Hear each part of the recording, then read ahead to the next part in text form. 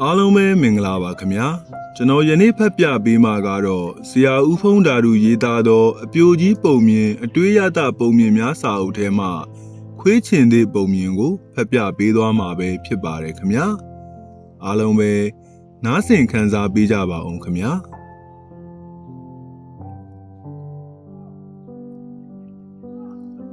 ခွေးချင်သည့်ပုံမြင်တခါကအမွှေးထူထူခွေးကလေးတစ်ကောင်ရှိတဲ့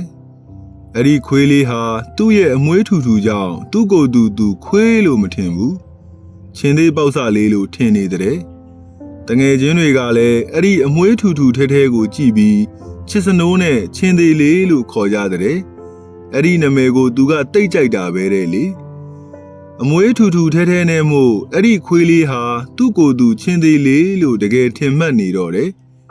တဖြည်းဖြည်းနဲ့ကြီးလာတော့သူ့ကိုယ်သူချင်းသေးကြီးလို့ခံယူတော့တဲ့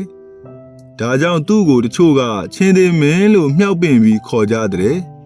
အဲ့ဒီလိုခေါ်ခံရတိုင်းဘဝင်မှာလေဟပ်ပြီးအတော်ကျေနပ်တဲ့သူဟာမြှောက်ကြိုက်တဲ့ခွေးတစ်ကောင်ဖြစ်တယ်အဲ့ဒီလိုချင်းသေးမင်းလို့ခေါ်ခံလိုက်ရတဲ့အချိန်ကစပြီးအဲ့ဒီအမွှေးထူထူနဲ့ခွေးကလေးဟာတဖြည်းဖြည်းနဲ့ဘဝမေ့လာတော့တယ်သွေးကြီးလာတော့တယ်ခွေးအချင်းချင်းတွေ့ရင်တော့သူ့ကိုဥညွတ်မှသူကကြိုက်တဲ့လေ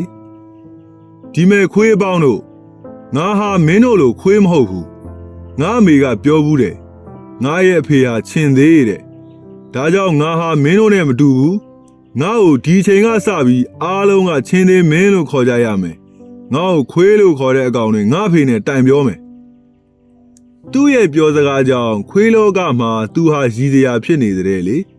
တချို့ကလည်းသူ့ကွယ်ရာမှာသူ့ကိုခွေးချင်သေးလို့ခေါ်ကြတဲ့ဒါကြောင့်သူ့ကိုဒီလိုစကြနောက်ကြတဲ့ချင်းသေးမင်းချင်းသေးလို့ဥပြစမ်းပါအဲ့လေရောင်လို့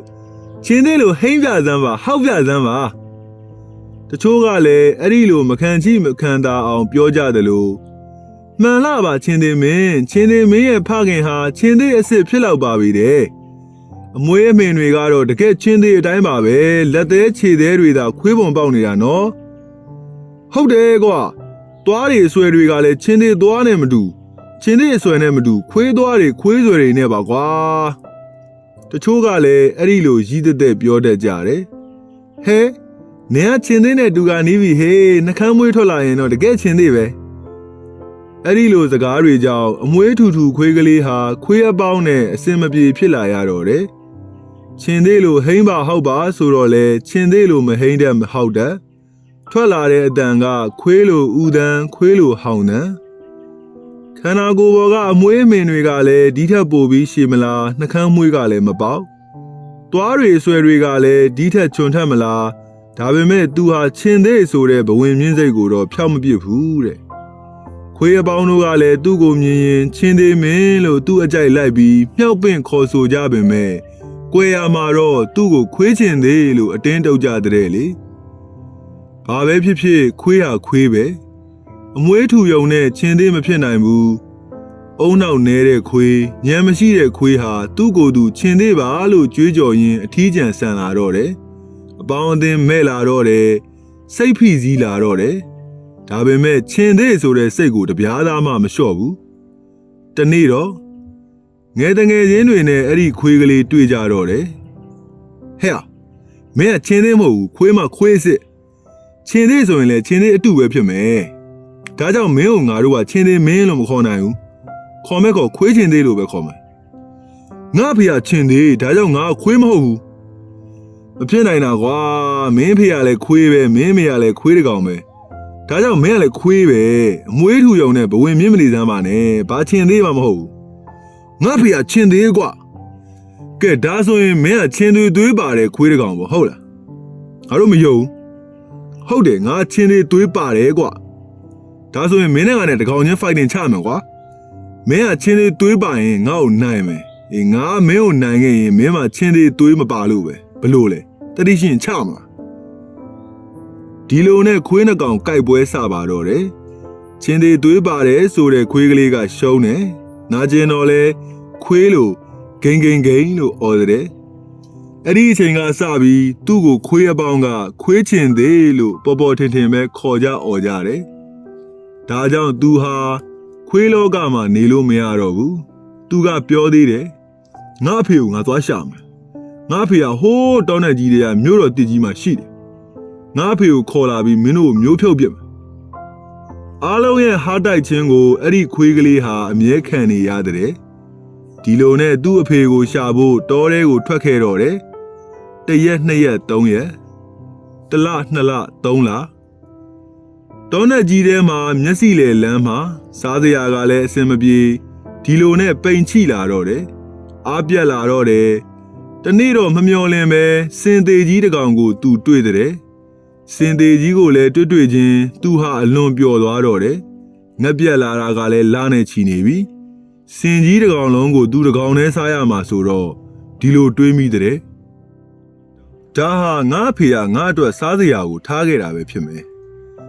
ကျေးဇူးတင်ပါတယ်အဖေချင်းသေး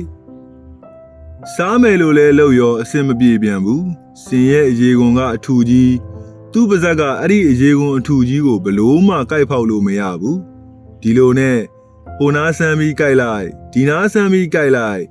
မောလာရင်နားလိုက်ဆက်ပြီးကိုက်လိုက်ဘလို့မှစားလို့ဝါလို့မရဘူးတဲ့စင်ရဲ့ဖင်ဝါနာကိုရောက်သွားတော့တယ်တီးကြတဲ့အတိုင်းပဲအဲ့ဒီနေရာကစင်ရဲ့ခန္ဓာကိုယ်တစ်ခုလုံးမှာအပျော်ဆုံးနေရာလေ